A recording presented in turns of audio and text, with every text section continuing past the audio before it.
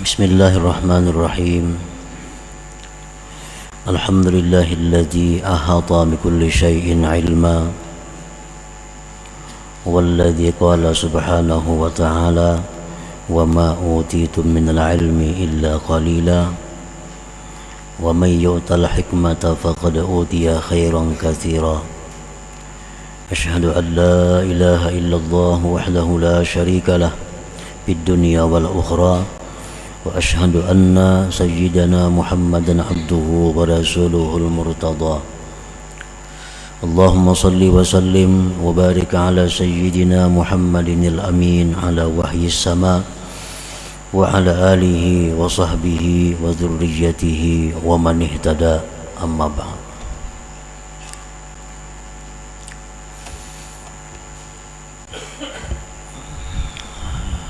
Yang kita hormati dan yang kita cintai para habaib dan para alim ulama, para muhibbin, hadirin hadirat rahimakumullah. Alhamdulillah, puji syukur kita haturkan kehadirat Allah yang selalu mencurahkan kebaikan kepada kita. Salawat dan salam kepada junjungan kita Nabi besar Muhammad sallallahu alaihi wasallam dan kepada seluruh keluarga, para sahabat, zurriyat dan pengikut beliau sampai hari akhir. Para muhibbin rahimakumullah, al-hikmatu tsaminatu wasittun minal hikamil ataiyah, qala al-imam Ahmad ibnu Athaillah Sakandari rahimahullah wa nafa'ana bi'ulumih. Hikmah yang ke-68 dari Al-Hikam, berkata Imam Ahmad ibnu Athaillah As-Sakandari rahimahullah, nafa'ana bi'ulumih. Man ra'aitahu mujiban an kulli ma yus'al wa mu'abbiran an kulli ma syahid wa dzakiran li kulli ma alim fastadilla bihi ala wujudi jahlih. Yang artinya, barang siapa yang kamu lihat akan dia menjawab dari tiap-tiap yang ditanyakan dan mengibaratkan dari tiap-tiap yang dia saksikan dan menyebut bagi tiap-tiap yang dia ketahui, maka jadikanlah itu dalil atas adanya kebodohan orang tersebut. Nah, para muhibbin rahimakumullah, apabila kita melihat seseorang yang mana orang itu selalu menjawab apabila ditanya, orang itu selalu mengibaratkan, mengutarakan apa yang dia saksikan, dan orang itu selalu menyebutkan bagi tiap-tiap ilmu pengetahuannya, maka jadikanlah itu bukti atas kebodohan orang tersebut. Jadi artinya, orang ini bila ditakuni jawab, ditakuni menjawab, ditanya menjawab, selalu dijawab, ada pertanyaan-pertanyaan. Nah, ini bukti kebodohan itu orang. Atau ada orang yang selalu mengutarakan apa yang pernah dia saksikan, apa yang ia saksikan kisahkan, apa yang disaksikan kisahkan. Itu bukti kebodohan orang tersebut. Atau juga orang ini selalu menyebutkan ilmu pengetahuannya, ada ilmu ajarkan, ada ilmu ajarkan, ada ilmu ajarkan, maka ini bukti kebodohan orang tersebut. Para muhibbin rahimakumullah. Amma wajhu jahlihi fi kaunihi mujiban an kulli masu'il. An kulli masu'il fa innal ijabata an kulli su'al yaqtadil ihatata bil ma'lumat wa dzalika muhalun li ghairillahi ta'ala.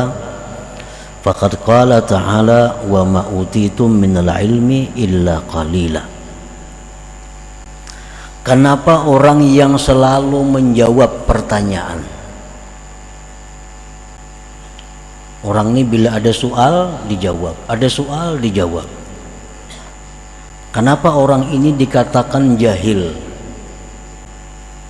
Karena menjawab setiap pertanyaan itu menuntut akan meliputi dengan yang diketahui. Sedangkan meliputi dengan yang diketahui itu mustahil bagi selain Allah Subhanahu wa ta'ala. Karena Allah berfirman, tidaklah diberi kamu dari ilmu melainkan sedikit.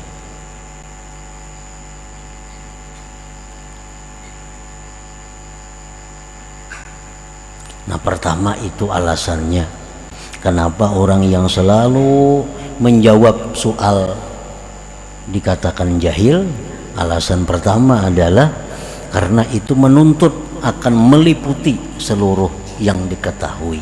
Itu mustahil bagi seorang manusia. Itu milik Allah Subhanahu wa ta'ala yang maha meliputi dengan segala sesuatu. Wali anna sa'ila qad yakunu muta'annitan la yastahiqqu jawaba.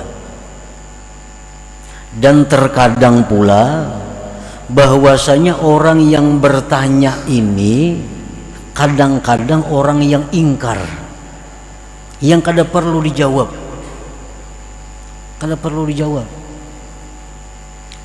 Kadang-kadang orang yang bertanya ini orangnya muta'annita, mungkir,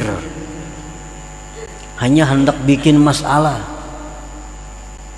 Nah, jadi kita dituntut untuk merenungi sebelum menjawab itu, apakah orang yang bertanya ini mungkir atau kada.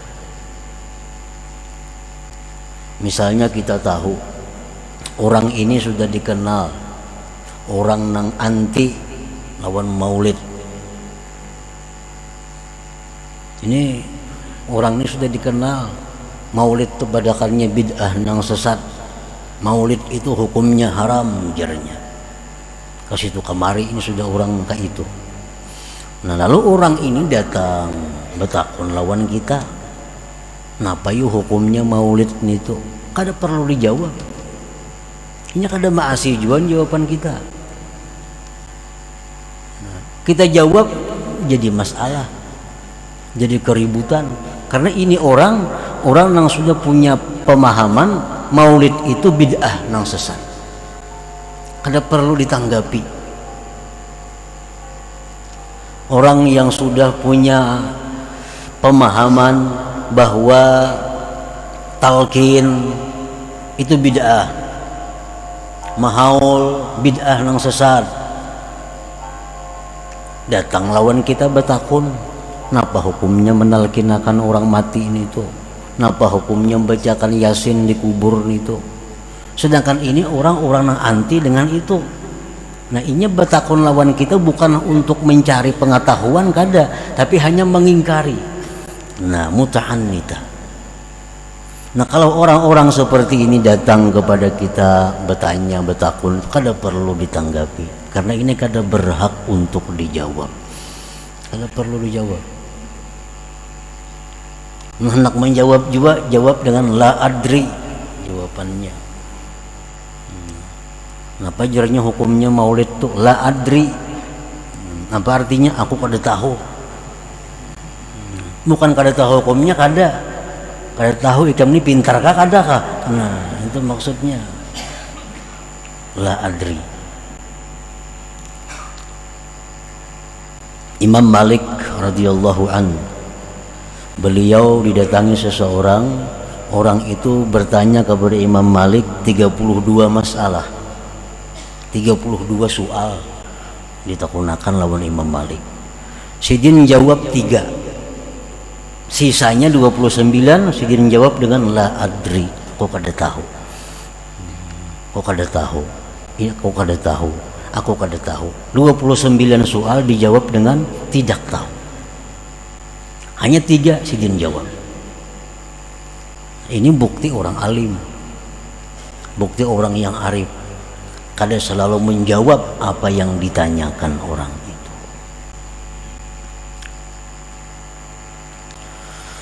Wa qad takunul mas'alatu allati sa'ala anha la taliqu bihi li'annahu la yafhamuha.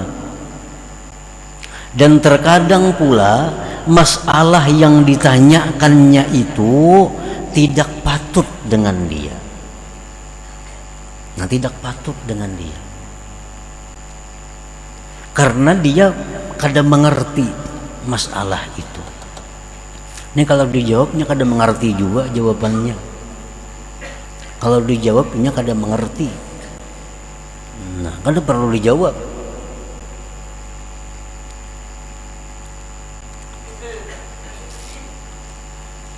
Nah, jadi apabila kita menjawab selalu pertanyaan orang, itu bukti bahwa kita jahil. Nah, jadi soal-soal orang, pertanyaan-pertanyaan orang itu dipilih-pilih. Misalnya orang bertanya 5 soal, ini yang patut dijawab sekian, yang patut kada dijawab sekian. Atau ada orang yang bertanya kepada kita, ada orang yang bertakun lawan kita, oh ini orangnya kada mengerti juga, mau dijelaskan, kada usah dijawab, kada perlu dijawab. Qala Nabi sallallahu alaihi wasallam, Rasulullah bersabda, la tu'tul hikmata ghaira ahliha fatazlimuha wa la tamna'uha ahlaha fatazlimuhum. Ujar Nabi kita, artinya jangan kau berikan ilmu itu kepada yang bukan ahlinya, maka engkau menzalim kepada ilmu itu. Dan jangan kamu tegah ilmu kepada orang yang memang ahlinya, maka engkau kalau tidak memberikan ilmu kepada ahlinya, maka engkau menzalim kepada mereka itu.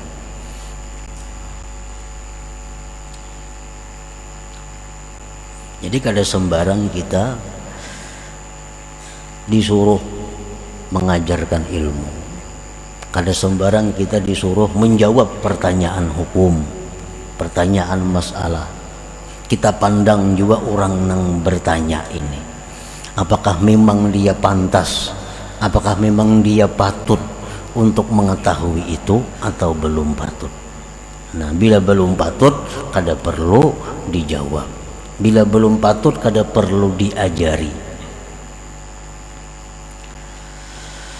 Wa qala an-nabi sallallahu alaihi wasallam, ma ahadun yuhadditsu qauman bi haditsin la tablughuhu uquluhum illa kana fitnatan ala ba'dihim.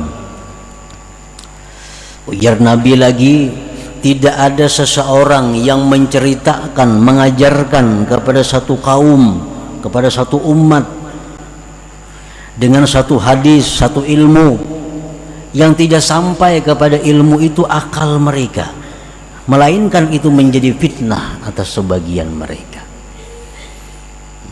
Ujar Nabi, jangan mengajarkan ilmu kepada orang-orang yang belum sampai akal mereka kepada ilmu itu. Kalau kau ajarkan kepada mereka, itu akan menjadi fitnah, akan menjadi fitnah.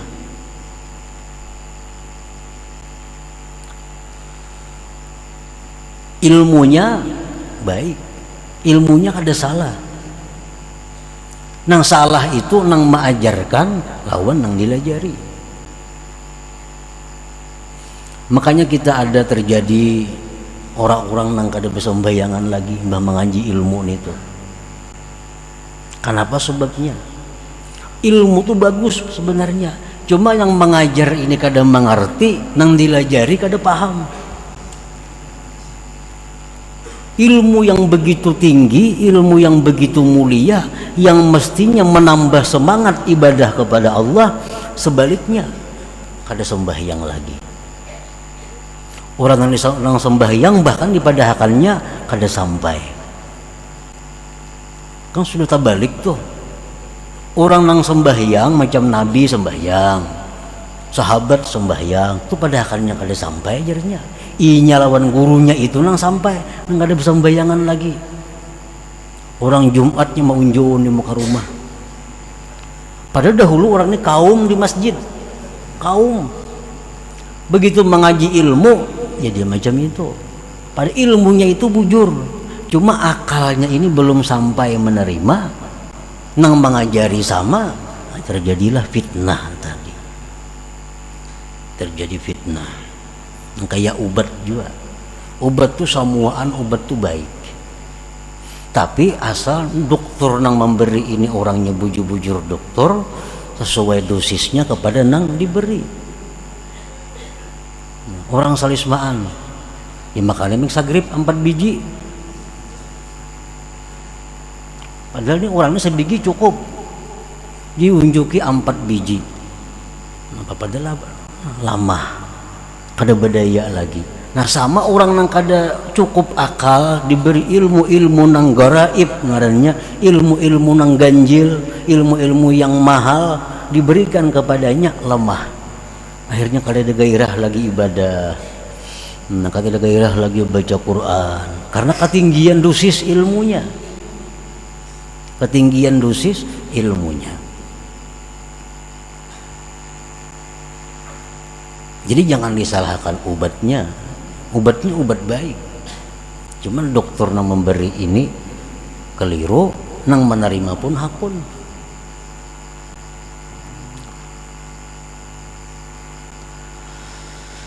Wa qala Asy-Sya'bi radhiyallahu anhu la tamna'ul ilma ahlah fata'thamu wa la tuhadditsu ghaira ahli fata'thamu.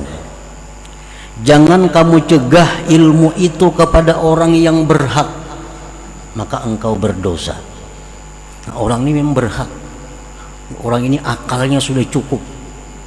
Kada kita beri ilmu, kita berdosa.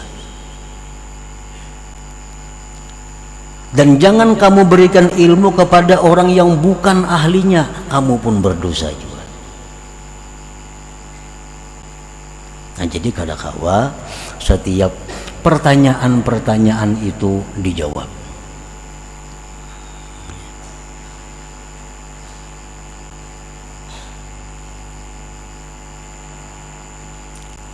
Ada di dalam Al-Quran, baik di dalam hadis Rasulullah Sallallahu Alaihi Wasallam, ada hal-hal yang baik kada tahu pada tahu bagi sebagian golongan manusia. Baik kada tahu pada tahu. Nah karena bila tahu inya akalnya kada cukup, ilmunya bahan-bahannya kada cukup, lalu jadi fitnah kepada dirinya. Padahal semua ilmu-ilmu agama itu, baik ilmu rendah, ilmu sedang, ilmu tinggi, semuaan ilmu itu intinya adalah menggairahkan seseorang dengan Allah melalui ibadah-ibadah jasmani dan ibadah-ibadah ruhani. Kalau ada ilmu yang membuat kita lemah semangat beribadah, itu ilmu yang salah pemahamannya. Ini ilmu bukan ilmu kita. Kita bisa baca buku, tontong baca buku asak jadi kulir sembahyang, jadi kulir menuntut ilmu. Nah berarti kita ini belum cukup akal kita untuk mempaham ilmu itu.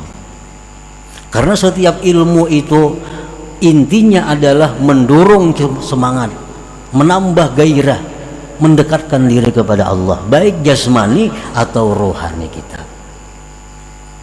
Rohani dan jasmani itu mesti sama, kada mau berpisah, terpisah mati. Sama aja ilmu syariat, ilmu hakikat itu kada mau terpisah, kada mau terpisah.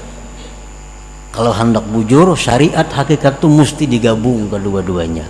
Syariat dilakukan oleh Nabi, hakikat pun dilakukan oleh Nabi. Nah, kedua-duanya mesti seimbang dalam diri kita. Nah, para muhibbin rahimakumullah. Wa amma wajhu jahlihi fi kaunihi mu'abbiran an kulli ma syahid minal karamat wa ma wasala ilaihi minal maqamat lianna hadhihi al-umura azwaqun batiniyah wa asrarun rabbaniyah la yafhamuha illa arbabuha wa ahluha fata'biruha lil umum takhfifun biqadariha wa naqsun fil ikhlas wa tamkinun lidukhulir riya fahalaka ma'al halikin. Kenapa orang yang selalu mengutarakan apa yang dia saksikan, orang yang mengutarakan apa yang dia saksikan itu dikatakan jahil? Karena apa yang dia saksikan daripada karamat-karamat itu adalah merupakan rasa-rasa batiniah, rahasia-rahasia ketuhanan yang kada dimengerti oleh orang yang belum sampai ke sana. Menakbirkan, mengutarakan itu bagi orang umum itu merendahkan nilainya, mengurangi pada ikhlas dan memungkinkan masuknya riya, maka dia akan binasa beserta orang binasa. Umpamanya kita beribadah, sembahyang. Nah, sewaktu sembahyang itu kita diberi Allah kemanisan, kelezatan. Nah, ini azwaq batiniyah, rasa batin. Dan ini rahasia Tuhan. Kita beribadah ada lezat, ada nikmat. Nah, ini jangan dikisahkan kepada orang umum. Jangan dikisahkan kepada orang umum. Orang umum tuh kadang mengerti itunya. Orang umum tuh kadang mengerti kelezatan ibadah tuh kadang mengerti. Dan inya kadang paham kayak apa ibadah tuh nyaman. Kadang perlu diceritakan kepada orang umum. Menceritakan itu kepada orang umum, satu, merendahkan nilainya. Yang kedua, mengurangi keikhlasan. Yang ketiga, bisa jadi riya. Bisa jadi riya. Di waktu kita asik baca salawat dengan khusyuk, dengan adab yang bagus baca salawat. Lalu guring bertemu Rasulullah sallallahu alaihi wasallam. Nah, ini azwaq batiniyah, ini rahasia ketuhanan. Ini karamat. Kada perlu diutarakan itu kepada orang-orang. Kada perlu. Dapat Lailatul Qadar, kada perlu dikisahkan. Ini karamat. Kita kisahkan, kita bertamu Rasulullah, kita bertamu ini kepada orang-orang yang bukan berhak mengetahui itu. Nah, itu menurunkan nilainya. Lain kita lawan guru kita. Nah, guru ulun ini bila mengamalkan ini asa ada kelezatan umpamanya. Nah, pendapat pian kayak guru itu nanti lawan guru menceritakan itu kada jadi masalah. Atau kita ada hal-hal apa yang kita temui dalam ibadah kita, ada keistimewaan yang kita temui dalam menjalankan perintah Allah, kita ceritakan kepada guru kada jadi soal. Tapi kalau kita ceritakan kepada umum, nah ini yang bahaya, ini yang menunjukkan kebodohannya.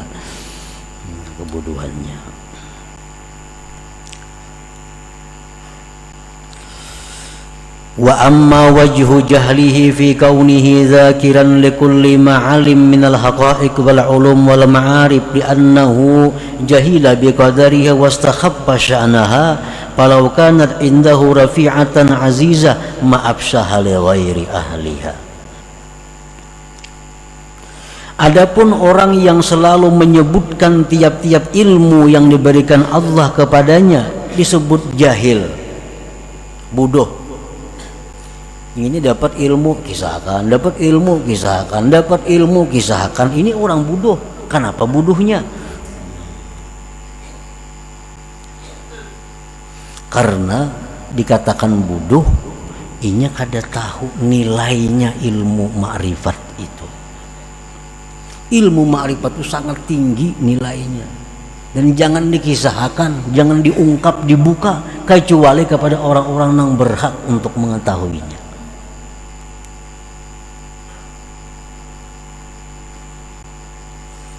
Nah, orang umpamanya contohnya berjual permata, berjual batu, cincin. Nah, inya nih ada berisi yakut nang harga 1 juta ada berisi yakut nang harga 500.000 ada berisi yakut nang harga 100.000 ada berisi yakut nang harga 100 juta banyak berisi batu. Datang orang, orang ini orang miskin, orang kada berharta, datang kepada ampun batu nih, aku hendak aja bawa tas yakut adalah berisi ikam, aku hendak jauh memakai yakut, ujar nang orang miskin nih. Nah kita ini banyak berisi yakut mulai nang 100.000 sampai 100 juta harganya. Nang mana nang kita tampayakan lawan si miskin nih yakut nih, nang mana kita tampayakan nang harga 100.000 kah kita tampayakan atau nang 100 juta kah ditampayakan. Nah kalau pedagang ini pintar, kada mau menampayakan nang 100 juta, kada bakal nukar inya, kada bakal nukar, kada kawan nukar. Nah ini berhubung ini orang miskin, nah ada yakut, nah ini bagus, berapa 100.000 harganya, nah bisa berjadian itu, karena akalnya 100.000, akal orang hanya seitu. Nah demikianlah ilmu artinya, ilmu kayak itu. Ada ilmu nang gana-gana, ada ilmu nang sedang-sedang, ada ilmu nang disebut gara ibul ilim, ilmu nang ganjil, ilmu nang mahal. Nah ilmu nang mahal ini hanya bisa dikisahkan, diajarkan kepada orang-orang nang punya harta. Artinya punya harta, punya akal, punya akal. An-nasu salasatu aqsam, awamun wasalik wa arif. Manusia itu ada 3 golongan. Ada disebut orang awam, ada disebut orang salikin, ada disebut orang arifin. Nah, orang awam orang kebanyakan manusia. Salik orang yang sudah mulai menata hidup di jalan Allah. Arif orang yang sudah sampai ke tujuannya. Nah Rasulullah sallallahu alaihi wasallam bersabda, umir khatiban nas ala qadri ukulihim.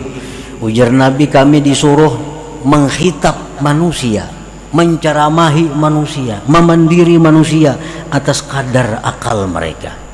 Ini akal orang awam, akal orang salikin, akal orang yang sudah ma'rifat. Contohnya mislu la ilaha illallah. Inna lil awam laha makna, walisalik laha makna, walil arif laha makna. La ilaha illallah untuk orang awam itu ada maknanya, untuk orang salikin ada maknanya, untuk orang arif ada maknanya. Nah kalau ada orang awam batakun, mun kita berzikir la ilaha illallah tuh napa nang baik di hati. Ujar orang ini betakun lawan kita, ini orang awam, orang yang kada menuntut ilmu hidupnya, hanya tahu garis besar hukumnya. Betakun, mun aku berzikir la ilaha illallah napa nang baik di hati, ujarnya. Nah kalau ini orangnya orang awam, unjuk lawan inya makna orang awam. Nah, la ilaha illallah itu menurut orang awam artinya apa? La ma'buda bihaqqin illallah. Tidak ada yang disembah sebenarnya kecuali Allah. Nah itu mencocok maknanya. Jadi boleh kan berzikir la ilaha illallah, dalam hati tidak ada Tuhan yang disembah selain Allah. La ilaha illallah, tiada Tuhan yang disembah selain Allah. La ilaha illallah, dalam hati tiada Tuhan yang disembah selain Allah. Karena orang itu ukurannya itu. Nah, datang pulang orang yang menuntut ilmu. Orang ini sudah bagus hidupnya di jalan Allah, nang halal, nang haram tahu, nang haram ditinggalkannya, nang ini diambil, nang baik diambilnya. Orangnya rajin menuntut ilmu, sudah salik, nang sudah salikin.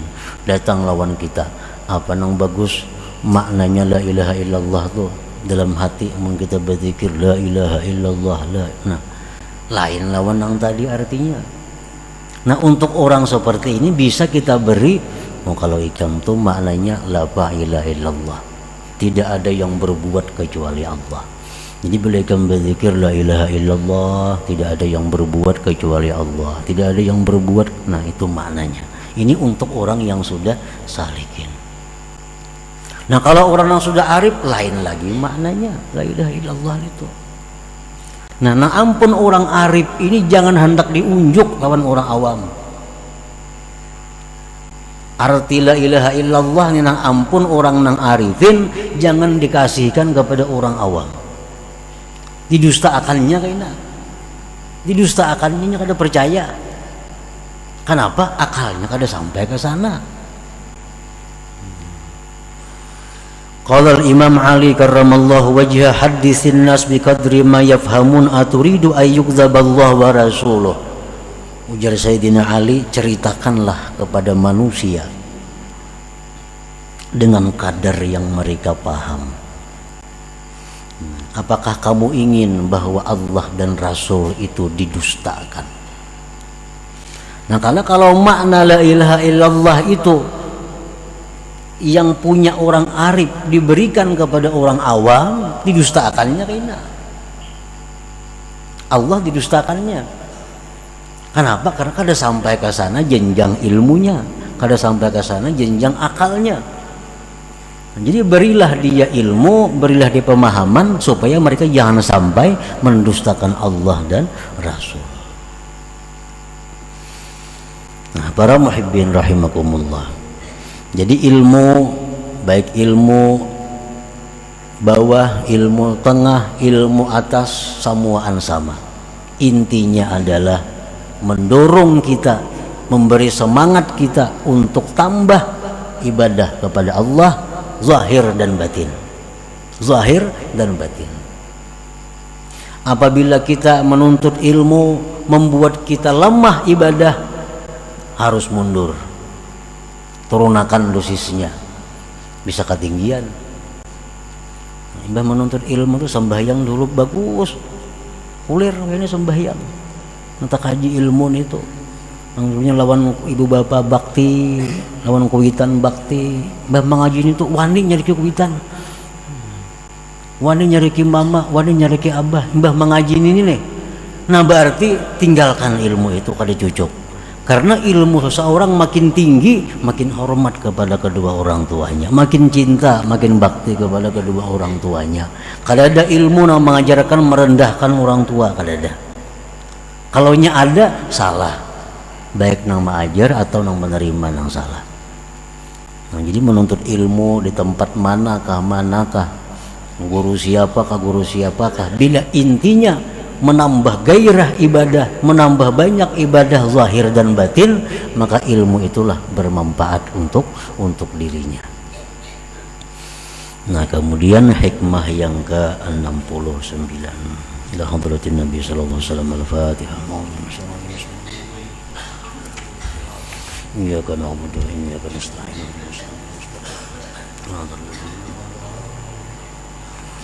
يا الله بها يا الله بها يا الله بحسن الخاتمة يا الله بها يا الله بها يا الله بحسن الخاتمة يا الله بها يا الله بها يا الله بحسن الخاتمة فيا أيها الرجل منه شفاعة صلوا عليه وسلموا تسليما اللهم صل وسلم